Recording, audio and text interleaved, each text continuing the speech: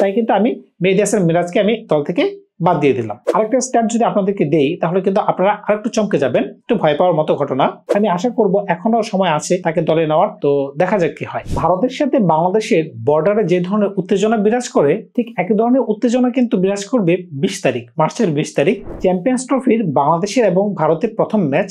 ভারত কিন্তু চাইবে বাংলাদেশের সাথে একটা ওই ধরনের ম্যাচ খেলা, মানে যাতে প্র্যাকটিসও হয়ে গেল এবং বাংলাদেশকে হারিয়ে দিল, কিন্তু না, এমনটা কিন্তু করতে দেওয়া যাবে না। আরেকটা কথা হচ্ছে, বাংলাদেশ ভারতের সাথে কিন্তু বড় পর্যায়ে 5টা ম্যাচ খেলেছে, বিশেষ করে ওয়ার্ল্ড কাপের ম্যাচগুলোতে। সেখানে ভারত 4টা ম্যাচ জয়লাভ করেছে আর বাংলাদেশ জয়লাভ করেছে একটা, কিন্তু একটাতে আমরা যেটাতে জয়লাভ করেছি ওইটাতে কিন্তু ভারত টুর্নামেন্ট থেকে বিদায় নিয়ে গেছে প্রথম রাউন্ডে। তো বুঝতেই পারতেছেন আমরা যেটাতে জয়লাভ করবো ওইটাতে কিন্তু ভারতের জন্য মহা বিপদ। আর চ্যাম্পিয়ন্স ট্রফিতে এমন একটা জায়গা, এখানে প্রত্যেকটা ম্যাচ যেন নকআউট ম্যাচ, সুতরাং অসাবধানতার কোনো সুযোগই নেই। আমাদের এখনো মনে পড়ে 2007 সালের ওই বিশ্বকাপের কথা।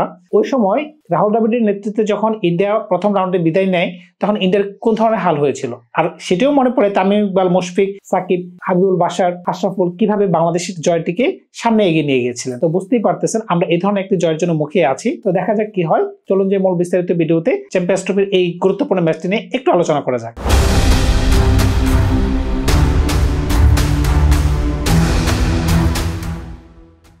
ভারতের সাথে কিন্তু এই পর্যন্ত আমরা 41টা আন্তর্জাতিক ওডিআই ম্যাচ খেলেছি, সেখান থেকে 32টিতে জয়লাভ করেছে ভারত এবং 8টিতে জয়লাভ করেছে বাংলাদেশ।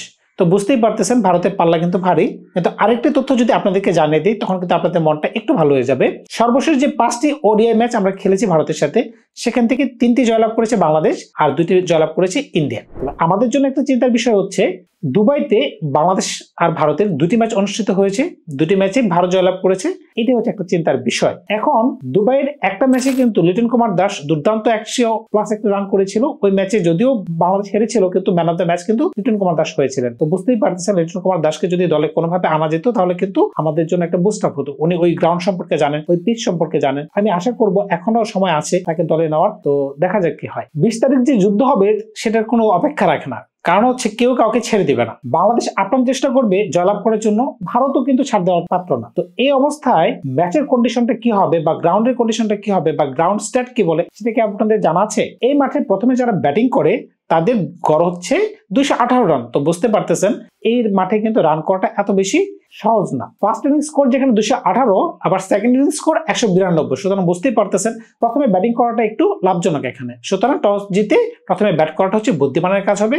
কিন্তু আরেকটা দিক আপনাদের মনে রাখতে হবে, ভারতের বিপক্ষে যখন আপনি খেলবেন আপনার দলটা কিরকম হতে হবে। কারণ হচ্ছে আপনি যদি ভারতের দিকে দেখেন কোন ধরনের ব্যাটিং লাইন আপ তাদের আছে সেটি কি আপনি খেয়াল করেছেন? Virat Kohli right hand batsman, Rohit Sharma right hand batsman, Shreyas Iyer right hand batsman, Hardik Pandya right hand batsman, KL Rahul right hand batsman. এখন আমার প্রশ্ন হচ্ছে দলের কম্বিনেশনে বোলিংটা কিভাবে আপনি সাজাবেন? বলার যদি আপনি নির্বাচন করতে যান তাহলে আপনি যদি মেহেদী হাসান মিরাজকে অলরাউন্ডার হিসেবে খেলাতে যান তাহলে কিন্তু ওনাকে তো বল করতেই হবে। আর ওনাকে যে পেলে এখান থেকে 2-1 ব্যাটসম্যান যে মরিয়া হয়ে উঠবে তাকে 4-6 মারার জন্য, এই ব্যাপারে আমার কোনো সন্দেহ নাই। ওই ম্যাচে আমি মেহেদী হাসান মিরাজকে দলে রাখতে চাচ্ছি না, এই বিষয়টি নিয়ে আপনাদের মন্তব্যটি আমি জানতে চাচ্ছি। আমি ওই ম্যাচে 6 জন ব্যাটসম্যান এবং 5 জন বোলারকে নিয়ে মাঠে নামতে যাচ্ছি।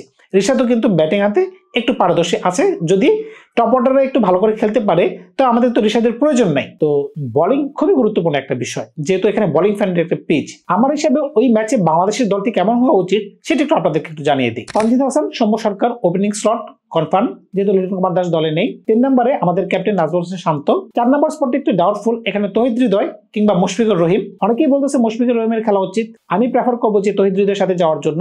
এটা হচ্ছে আমার ব্যক্তিগত মতামত, বাকিটা টিম ম্যানেজমেন্ট এবং কোচ নির্ধারণ করবে। তো 5 নম্বর স্লটে আমি মাহমুদুল্লাহকে দিয়ে দিচ্ছি, 6 নম্বরে জাকির আলী। আমাদের টপ 6 ব্যাটসম্যান এখানে হয়ে গেল। 7 নম্বরে রিশাদ হোসেন, ব্যাটাতেও তিনি হ্যান্ডি।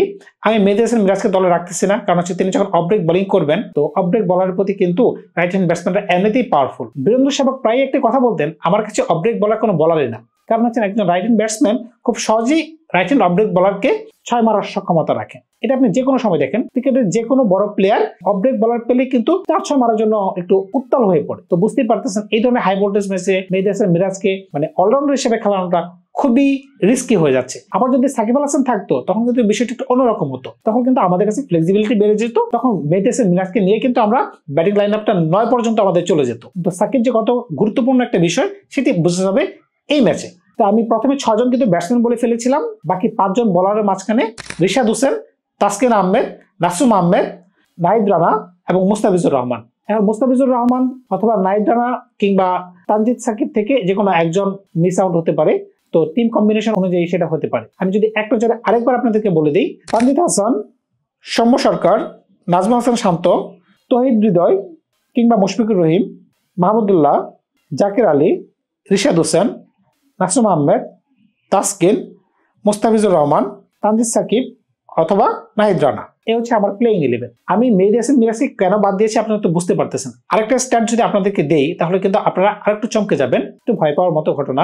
এই ম্যাচে যদি 5 জন ব্যাটসম্যানকে আপনি লিস্টেড করেন যাদের এভারেজ সবচেয়ে বেশি হাই, এদের মাঝখানে কিন্তু বর্তমানে ভারতীয় দলের অংশ যেমন বিরাট কোহলি এবং রোহিত শর্মার স্ট্যাট কিন্তু অনেক হাই, তারা 2 নম্বর এবং 3 নম্বর পজিশনে বিলংস করতেছে। বাবর আজমের এভারেজ এই মাঠে সবচেয়ে বেশি, মিনিমাম 10টা ম্যাচ যদি খেলে থাকে 70+, বিরাট কোহলি 60+, রোহিত শর্মা 55+, ফাকর জামান 50+ এবং স্টিভ স্মিথ 50+।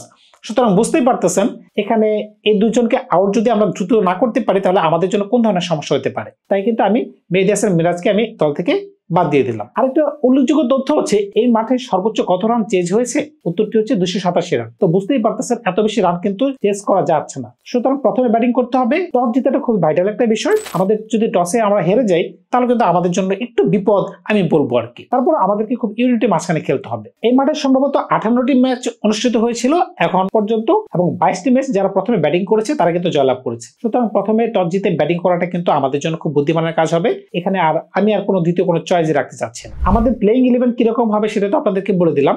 এখন আমাদেরকে কিভাবে ইন্ডিয়া দলের বিরুদ্ধে কিভাবে খেলতে হবে সেটা যদি আমার মতো করে একটু বলে দিই তাহলে কিরকম শোনা যায় একটু শোনেন। অবশ্যই বাংলাদেশের যে টপ অর্ডার ব্যাটসম্যান রয়েছেন, আমাদের দুজন ওপেনার প্লাস শান্ত, এই টপ 3 কে মাস্ট ফায়ার করতে হবে। অ্যাটলিস্ট বুমরাকে উইকেট দেওয়া যাবে না। আপনারা অবশ্যই জানেন বুমরার মতো বলার কিন্তু এখন ক্রিকেট বিশ্বে একটাও নাই। ম্যাজিক্যাল ডেলিভারি কিন্তু সে প্রডিউস করতে পারে। সে যদি হাফ ফিটও থাকে সে কিন্তু মাঠে নেমে পড়বে। তো তাকে কিন্তু আমাদেরকে হ্যান্ডেল করতে হবে। তাকে কোনো উইকেট দেওয়া যাবে না এবং প্রথম 10 ওভারে কোনো উইকেট দেওয়া যাবে না। এবং কুলদীপ যাদব, এই ক্ষেত্রে আমাদেরকে মনে রাখতে হবে কুলদীপ যাদব কিন্তু খুবই ভালো বলার এবং রবীন্দ্র জাদেজা কিন্তু দেখেন ওই মাপের বল সে টার্নও করে না, কিছুই করতে পারে না, কিন্তু তার লাইন এবং লেন্থ এতটাই করে আমরা কিন্তু যদি ভুল শট খেলে ফেলি কিংবা ক্রস শট খেলে ফেলি আমাদের এলবিডব্লিউ বা বোল্ড আউট হওয়ার কিন্তু সম্ভাবনা অনেক বেড়ে যাবে। কিন্তু আমাদেরকে কিন্তু একটু মাথায় রেখে খেলতে হবে। এবং আমাদের মিডল অর্ডার ব্যাটসম্যান যারা আছেন, তৌহিদ হৃদয়, মাহমুদুল্লাহ, জাকির আলী কিংবা মুশফিকুর রহমান, তাদেরকে কিন্তু আরেকটু বেশি সতর্ক হয়ে খেলতে হবে। যেহেতু আমরা 6 জন ব্যাটসম্যান এবং 5 জন বলারকে নিচ্ছি, রিশাদ হোসেনের প্রতি কিন্তু সে ধরনের ভরসা আপনি রাখতে পারবেন না। আপনাদের টপ অর্ডারকে আমাদেরকে ধৈর্য সহকারে খেলতে হবে। প্রথমে যদি রান নাও আসে তাও আমাদেরকে আস্তে আস্তে খেলতে হবে। আবার এমন করা যাবে না যেন অত্যাধিক ডট বলের প্রেসারে আমাদের যেন মাথা গরম হয়ে যায়। আমাদেরকে সিঙ্গেল বের করতে হবে, রোটেশনটা আমাদের করতে হবে। এছাড়া কিন্তু ভারতের মতো দলকে হারানো আমাদের পক্ষে ইম্পসিবল হয়ে যাবে। ফিল্ডিং এর কথা যদি বলেন, ফিল্ডিং এ তো এমন ভাবে করতে হবে যেন একটা রানও আমাদের জন্য গোল ডাস্ট হয়। কারণ হচ্ছে 2টি রান যেখানে হয়ে যাবে সেখান থেকে যদি আমরা 1টি রান সেভ করতে পারি, তো এভাবে যদি আমরা 20টা রান সেভ করতে পারি তো টার্গেট কিন্তু যেখানে 280 হওয়ার কথা এখানে কিন্তু 260 হয়ে যাবে। আবার যদি আমরা কোনোভাবে মনে করেন যে 300 রান নিয়েছি, তখন কিন্তু আমরা যদি এই 20টা রান সেভ করে দিই তখন কিন্তু ইন্ডিয়ার কাছে মনে হবে তারা আমরা যেন 340 রান করেছি বা 330 করেছি। তো ফিল্ডিংটা এমন একটা গুরুত্বপূর্ণ জিনিস। আর আপনারা একটা কথা তো খুব ভালো করে জানেন, ক্যাচ মিস মানে ম্যাচ মিস। প্রথমে একটা কথা বলেছিলাম, এই মাঠে কিন্তু বিরাট কোহলি এবং রোহিত শর্মার ব্যাটিং অ্যাভারেজ কিন্তু দুর্দান্ত। এই দুজন ব্যাটসম্যানকে যদি খুব দ্রুত আউট করা না যায় তাহলে কিন্তু আমরা প্রবলেমে পড়বো। এখন বিরাট কোহলির সমস্যা তো সারা বিশ্বই জানে, অফ স্টাম্পে 4 থেকে 5 বাইরে আপনি বল করেন সে কোনো না কোনো ভাবে আউট হয়ে যাবে, কিন্তু তাকে পায়ে বল দেওয়া যাবে না বা তার করিডোরে বল দেওয়া যাবে না যাতে সে লেগে খেলতে না পারে। তাকে অফ স্টাম্পের বাইরে খেলান, অফ স্টাম্পের বাইরে আপনি প্রচুর প্লেয়ার রেখে দেন, তো দেখেন সে কোন ধরনের শট খেলে। তারপরে ওয়ানডে ফরম্যাট তার জন্য খুবই একটা স্ট্রং একটা দিক। তো তাকে অফ স্টাম্পের বাইরে বলগুলোকে বারবার খেলানো উচিত এবং রোহিত শর্মাকে পুল শট খেলতে আগ্রহ করা উচিত। সে কিন্তু প্রচুর পুল শট খেলে এবং পুল শট খেলে কিন্তু আউট হয়ে যায়। তো আমাদের উচিত তাকে গুড লেন্থের বল না দেওয়া, একটু বাউন্সি বল দেওয়া যাতে সে পুল শট খেলে। এই দুজন ব্যাটসম্যানকে যদি আমরা খুব অল্প রানের মাঝখানে আউট করে দিতে পারি তাহলে আমাদের জয়ের সম্ভাবনাটা কিন্তু একটু বেড়ে যাবে। ইন্ডিয়ার বিরুদ্ধে খেলবেন আর মানসিক প্রস্তুতি নেবেন না তাহলে কিন্তু হবে না। মানসিক প্রস্তুতি নিতেই হবে, সে সাথে ব্যাটিং অর্ডারে কিভাবে আপনি খেলবেন, কার পরিকল্পনা কিরকম থাকবে, কোন ব্যাটসম্যানকে কোন ধরনের বোলিং করবেন, কোন বলারের বিরুদ্ধে আপনি কোন ধরনের ট্যাকটিক্স ফলো করবেন, এটা যদি আপনাদের প্রি প্ল্যানে না থাকে তাহলে কিন্তু আপনারা মাঠে যে হজবরল যে একটা কথা আছে না, ওই ধরনের সিচুয়েশনে পড়ে যাবেন। সুতরাং আগে আপনাকে স্টাডি করতে হবে কোন বলারকে কোন ভাবে ফেস করবেন, 2 উইকেট তাড়াতাড়ি পড়ে গেলে কিভাবে আপনাদেরকে মাঠে টিকে থাকতে হবে, কিংবা যখন আপনারা চেস করতে যাবেন কিভাবে চেস করতে যাবেন, সেটা কিন্তু আগেই প্ল্যান করতে হবে। ওই দলের যেই দুর্বলতাগুলো আছে সেগুলো আমাদেরকে খুঁজে বের করতে হবে, এবং আমাদের দলের যে স্ট্রং গুলো আছে সেগুলো আমাদেরকে অ্যাপ্লাই করতে হবে। এটা ছাড়া আমাদের জয় কোনো রাস্তা আমি দেখতে পাচ্ছি না। আর এই ম্যাচটা যদি আমরা কোনোভাবে জয়লাভ করতে পারি, তো বুঝতেই পারতেছেন কোন ধরনের মোমেন্টাম আমরা লাভ করতে পারবো, আর ভারতের জন্য কোন ধরনের বাজে একটা ফিডব্যাক হবে। ভারতের বিরুদ্ধে জয়লাভ করা আমাদের জন্য যে কতটা আনন্দদায়ক সেটা তো আর বলার অপেক্ষা রাখে না। আপনারা খুব ভালো করে জানেন যে ভারতকে হারাতে পারলে এটা ঈদের আনন্দ থেকেও বড় আনন্দ হয়ে যাবে। ভারতের বোলিং কিন্তু ইদানিংকালে খুব স্ট্রং। জসপ্রীত বুমরা, মোহাম্মদ শামি, রবীন্দ্র জাদেজা, কুলদীপ যাদব, ওয়াশিংটন সুন্দর, অক্ষর প্যাটেল, তারা কিন্তু স্পিনটাকে অনেক বেশি শক্ত করে ফেলেছে এবং পেসও কিন্তু মোটামুটি যথেষ্ট ভালো। হরদীপ সিং, তাদেরকে কিন্তু আমাদেরকে একটু সময় করে খেলতে হবে। মানে আমাদের কথা হচ্ছে প্রথম 10 ওভারে কোনো উইকেট দেওয়া যাবে না। এই 10টা ওভার যদি আমরা একটু ভালো করে খেলতে পারি, তখন কিন্তু মনে করেন যে আমরা একটু বড় স্কোর করতে পারবো। আমাদের টস জেতাটা খুব বড় একটা বিষয়। তো দেখা যাক, এটা আসলে কপালের ব্যাপার। তো আজকে এই পর্যন্তই। ধন্যবাদ সবাইকে, ভালো থাকবেন আপনারা।